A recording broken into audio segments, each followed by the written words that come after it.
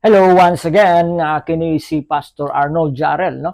And welcome sa atong another series nato sa atong programa sa Sir Jarrell TV, and also atong series sa doctrinal statement, no? And also ako kini ako ang higayon na pod nato, no, nga pag-invite, no, karon ani kita karon din is Grace Missionary Baptist, Purukwan, Lubugan, Turil, Davao City, and gina-invite ko kamo as nga kita matag Sabado nato nga prayer meeting, matag Sabado alas 6 hangtod alas 7 sa gabi, o naa kita mga activity sa panahon sa Domingo, no, Sunday school na to 9 a.m. to 10 a.m., no, and ato ka na siya nga gina-highlight sa atong Sunday school, so that it is an important part, mga kaigsunan, before our worship service, so that we can learn and grow together, study more as a church, and also magkakaton kita, no, because diha sa Sunday school, mga kaigsunan, no, it's a way nga kita makapangutana, it's a way nga magtubo kita isip mga Kristiyanon to study the Word of God and to focus on studying, and also have a conversation about the Word of God, no, diya sa panahon nato diya sa Sunday school. And also diha pod sa atong worship service, no, ginaahwag ka mo to join kung naalam mo dinha duol, no, duol nato diya sa Purok 1, Lubugan, and it's happened nga naamo din ha, no, duol. You are welcome, no, and everybody is welcome, no, sa atong pag worship service na to every Sunday, 10 a.m. to 10 to 11 na siya, mga kaigsunan, no. And magapadayon kita sa atong series, no. We are series nato sa pagbalik tanaw nato sa atong doctrinal statement, no, and we are now in doctrinal statement number 6, and also it said what we believe and why about the humanity of Jesus Christ, mga kaigsunan, no. Unsa o ngano nga nagatuo kita nga si Jesus nagpakatawo, no, o kinsa si Jesus, mga kaigsunan, no, mao kana siya. And ingon diha sa atong doctrinal statement, nagaingon diha, we believe in the virgin birth and sinless humanity of Jesus Christ. And ingon diha, no, makita nato diha nga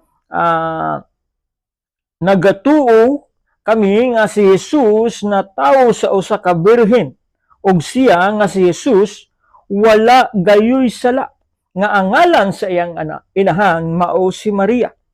And gikinahanglan nato nga tun-an, no, what the unsa ang gisulti sa balaan nga kasulatan mahitungod sa pagkatawo ni Ginoong Kristo, ug kini mahinungdanon susama sa pag tuo nato diha sa pagka-Dios ni Kristo, the same nga mahinungdanon nga masayra nato ang pagpakatao ni Ginoong Kristo, mga kaigsunan, ug ang iyang walay sala nga nagpakita nga importante siya nga siya nagpakatawo sa para aron makita nato diha ang purpose og hinungdan nganong mianhi si Jesus Christ dinhi sa kalibutan, mga kaigsunan, no. Og diha, no, una makita nato diha atong basahon ang atong nga text diha, no, nga mabasa nato diha sa Book of Matthew chapter 1. Diha nato mabasa nga si Jesus diha, no, gipanganak, mga kaigsunan, ug importante nato nga masayran ug maintindihan ang gisulti sa balaan nga kasulatan. Chapter 1 verse 18 to 22. No? Diha nagaingon diha, no? Now the birth of Jesus Christ was on this wise: when his mother Mary, okay, was espoused to Joseph, therefore, and came together, and she was found with the child of the Holy Ghost. Then Joseph, her husband, being a just man and not willing to make her public example, was minded to put her away privately. But while thought on these things, behold, the angel of the Lord appeared unto him in a dream, saying, Joseph, thou hast the son of David, fear not to take unto thee Mary thy wife, that which conceived in her is of the Holy Ghost. And she shall bring forth a son, and thou shalt call his name Jesus, for he shall save his people from their sin. Now, then this was done that might be fulfilled, which spoken by the Lord, by saying, Behold, shall be with a child, verse 23, shall bring forth a son, and thou shalt call his name Emmanuel. And it was being interpreted, God is with us. No? Diyan na ito makita, mga kaigsunan. No? Ang pagkatao ni Ginoong Kristo nga sa diha nga si Jesus Christ, no?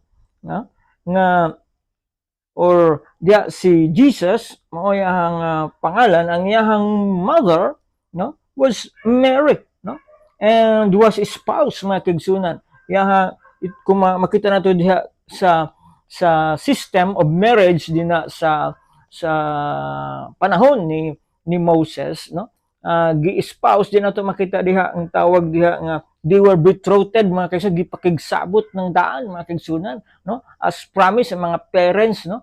They have the authority to choose kung kinsa ang minyuan sa usa ka babae, mga kaigsunan, and diha, no, kung sa Tagalog, gipagkasundo sila ni Joseph and ni Mary, no, and then nakita na to diha nga kini ang angel nagpakita diha kang Joseph, and the child, ang bata nga mao nga ipakatawo, nga is of the Holy Ghost, no? Ipanamkon siya pinaagi sa balaan nga espiritu. Og diha na to makita, no? Nga si Jesus Christ is born of a virgin. And also diha makita nato din nga ang iyang pangalan mao si Jesus, ug nagaingon diha nga gituman ang propesiya, og ang iyang pangalan mao ang Emmanuel, nga buot pasabot God is with us. Ang Dios nagpakatao, mga kaigsunan, pinaagi diha kang Hesukristo, mga kaigsunan. Og diha nato makita nga sa atong lesson nga ang realidad sa pagpagkatao ni Jesus Christ, mga kaigsunan. Diyan nato makita, no? Una nato nga matun-an diha nga ang balaan nga kasulatan nagtudlo nga si Jesus na tawo sa usa ka birhen, ug ang iyang inahan mao na si Maria, no? He was born of a virgin. Ug diyan nato makita nga ang tibuok kasulatan nagsentro diha palibot sa mensahe nga ang Dios nagahatag kanato og naghanyag kanato og kaluwasan diha sa mga tawo nga nahulog, mga kaigsunan, no? Ang una nato makita diha, no, ang verse nato makita nga sa daan pang sang una, sa panahon pa ni Adan ug ni Eva, sa Genesis chapter 3 verse 16, no? Muna na atong mabasa.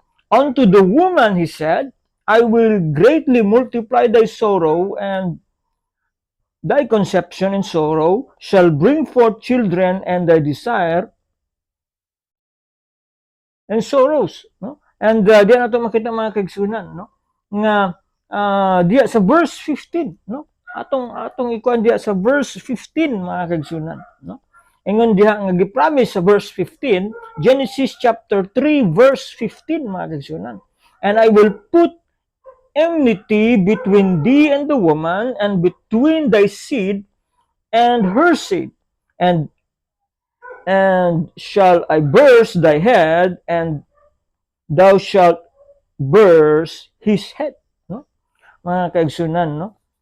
Nga makita nato his heel, mga kaigsunan. Makita nato diha nga si Jesus Christ, mga kaigsunan, no? Mao diha no nga gi-promise nga mao ang kaliwatan sa babae, no? Atong basahon sa Bisaya, mga kaigsunan. Og ibutang ko ang panagkaaway taliwala mo ug sa babae, ug sa taliwala sa imong kaliwa ug sa iyang kaliwat siya magasamad sa imong ulo, ug ikaw magasamad sa iyang tikod. So diyan nato makita nga from the very beginning na spiritual battle that is going on of good and evil, mga kaigsunan. And gipromise na sa daang panahon ang kaluwasan nga gihanyag kanato sa Dios, no? Mao kana diha. And even mga kaigsunan diha sa prophesia ni David, no? Makuha na to diha nga na propesya si Jacob, mga kaigsunan, no? Makita gyapon nato na Genesis chapter 49, mga kaigsunan, verse 10, no? In Genesis chapter 49 verse 10, mo kini atong mabasa, mga kaigsunan. Sa Cebuano, ang setro sa gahom dili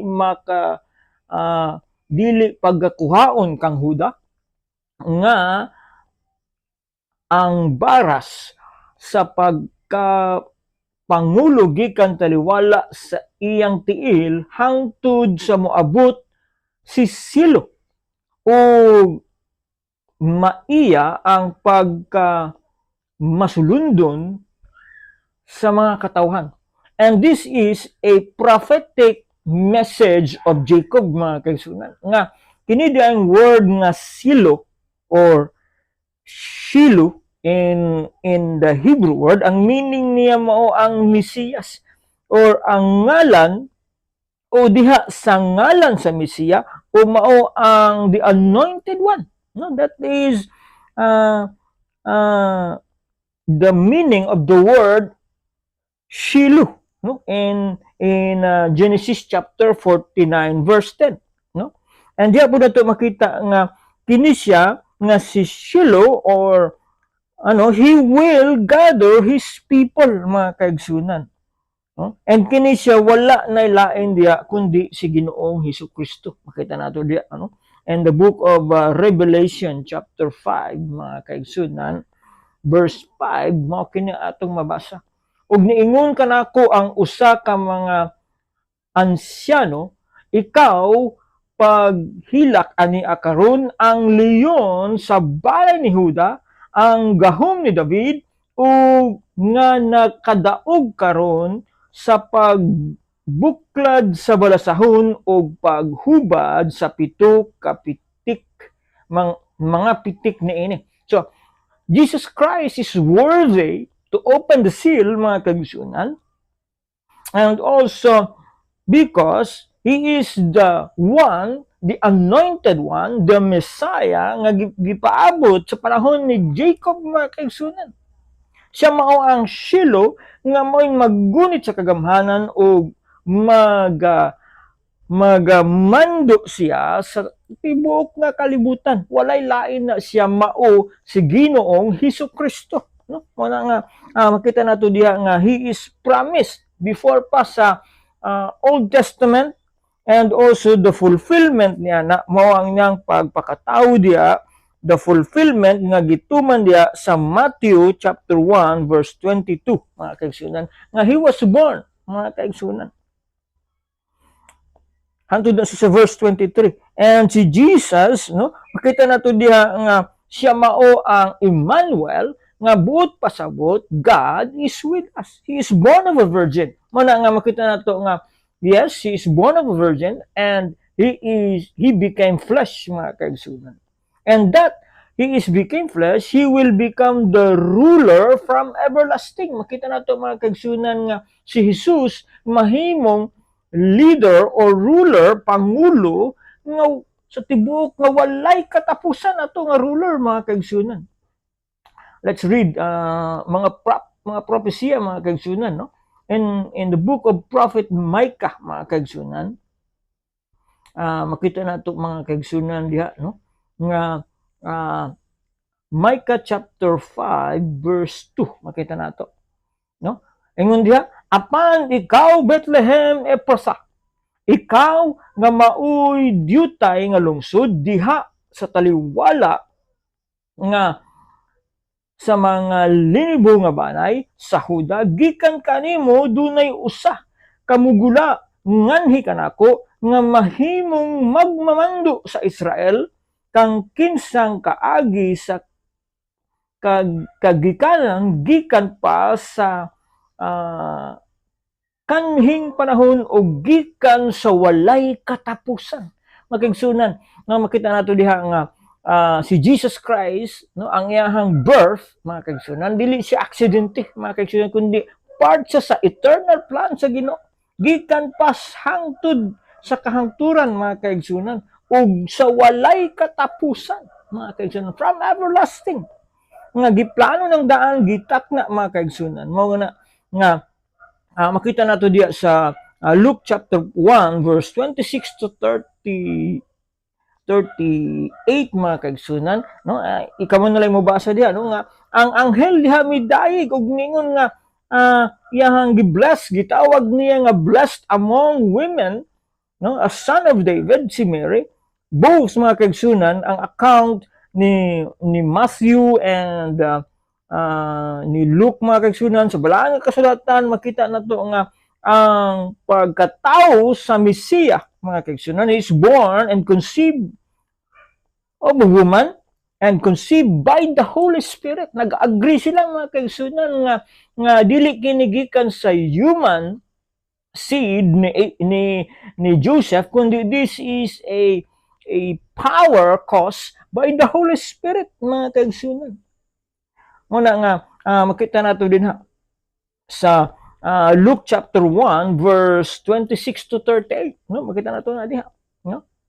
And si Apostol Pablo nagpamatuod niya na, makita pud nato na Galatians chapter 4 at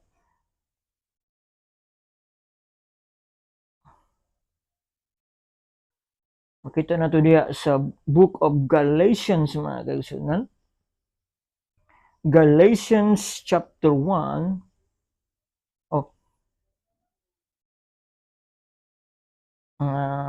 Okay, Galatians chapter 4. No? Diha, no? Galatians chapter 4 verse 4, mga kaigsunan.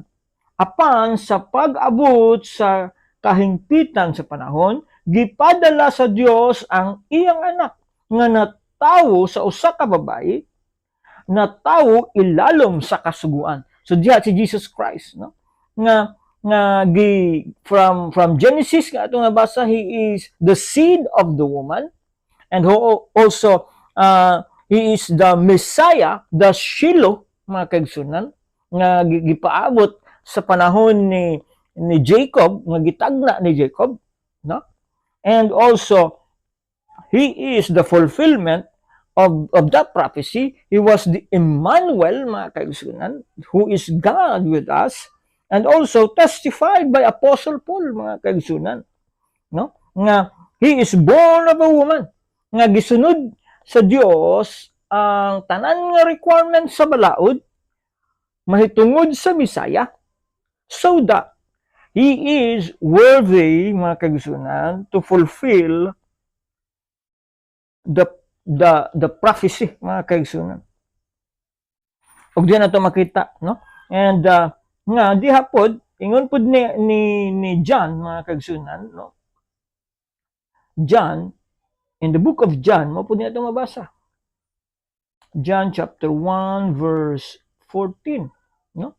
Ingon diha, ug ang pulong nahimong unod ug nagpuyo ipon kanato, ug atong nakita ang iyang himaya nga ingon nga sa bugtong anak gikan sa amahan puno sa grasya ug kamatuoran. So it established that the humanity of Jesus Christ, nagpakatao siya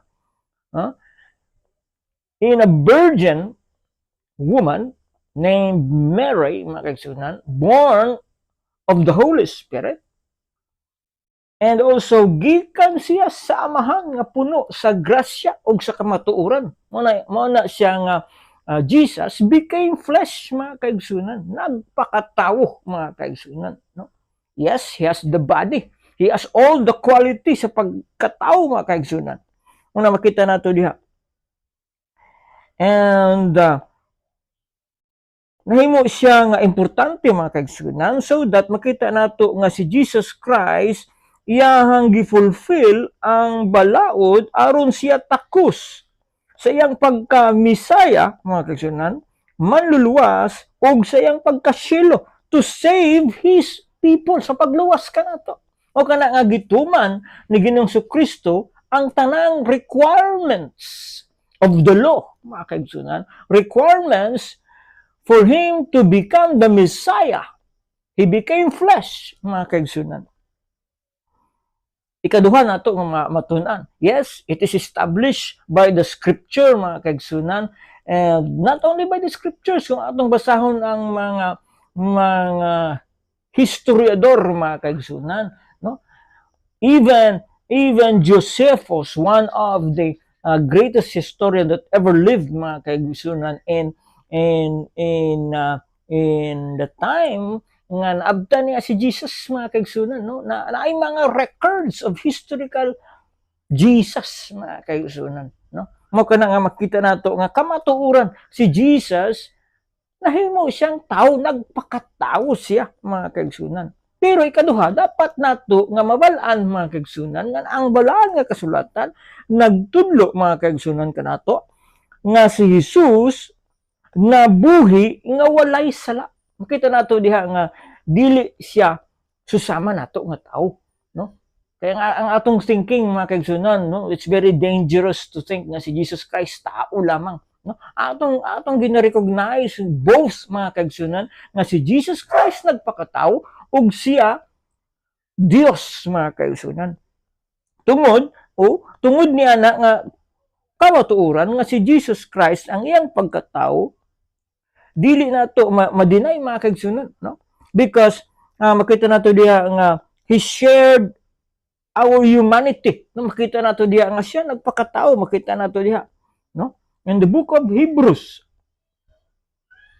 tanan nga quality sa pagkatao naa diha kang Jesus, tungod siya gipanganak siya, mga kaigsunan, born of the Holy Spirit. Hebrews chapter 2 verse 14, makita nato diha.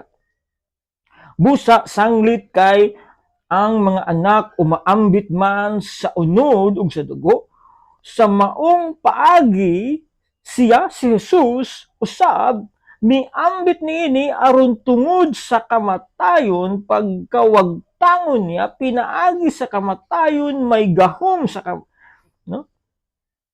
may gahom sa kamatayon nga mao ang yawa. Arpildihon, mga kaigsunan, no? Ang gahom sa kamatayon, mga kaigsunan.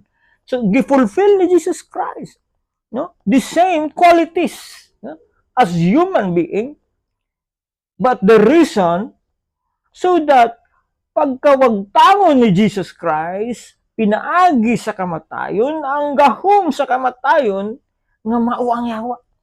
Sa diha nga nagpakatao si Jesus Christ, mga kaigsunan, ma-declare na to ang kadaugan sa kaluwasan. Yan ito maganda. No?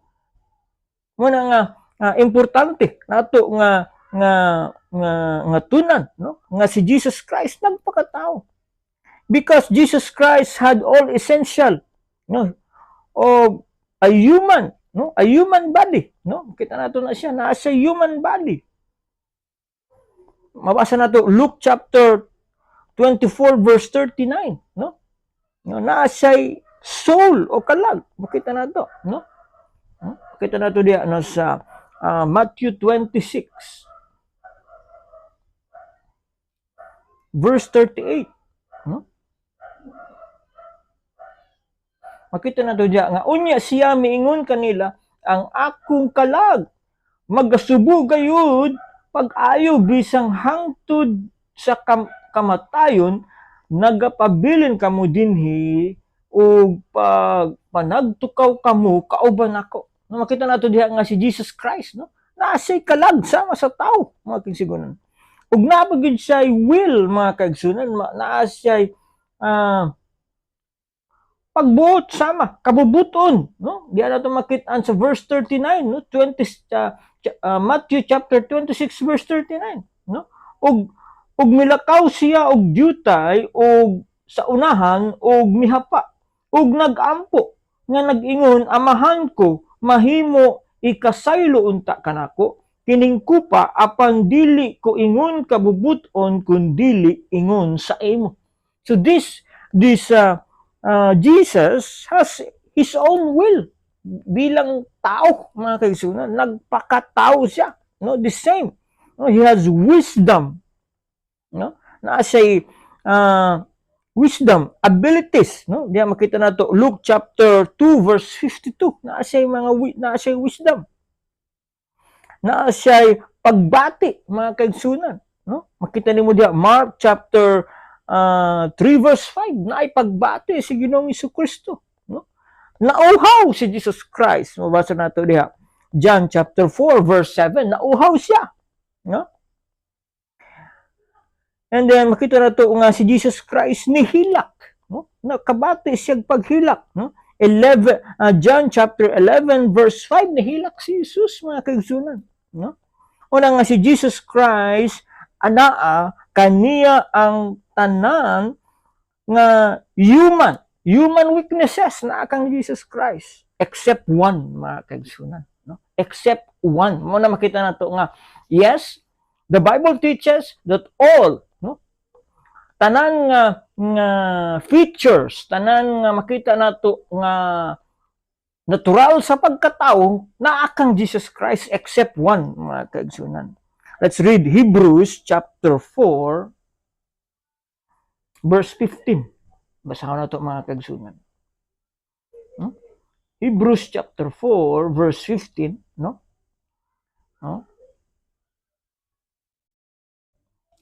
Diha, kay kita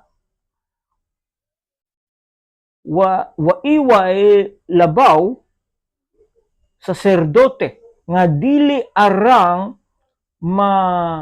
matandog, no? Diyan nato makita nga si Jesus Christ, he is the high priest, no? Nga dili arang matandog sa pagbati, na ipagbati sa atong mga kaluyahon, kundili usa nga gitintal sa tanang paagi sa makanato. Gitintal si Jesus Christ, the same temptations, the same testings nga nagian ni Jesus Christ bilang siya nagpakatao upon, ingon sa Hebrews chapter 4 verse 15, upon walay sala. Diyan na ito makita nga ang kahalagahan sa virgin birth o ang pagkawalay sala ni Jesus Christ, no? He is a sinless human, no? And this will separate Jesus Christ from our humanity. Kaya sa atong pagkamakasasala, mga kaigsunan, we are not worthy. Wala tay kagahom sa pagluwas, mga kaigsunan, no? Dili ta makaadto dito karon sa mga pangulong pare, dili ta makaadto diha karon sa mga mananabtan diha kung sa paman diha, no?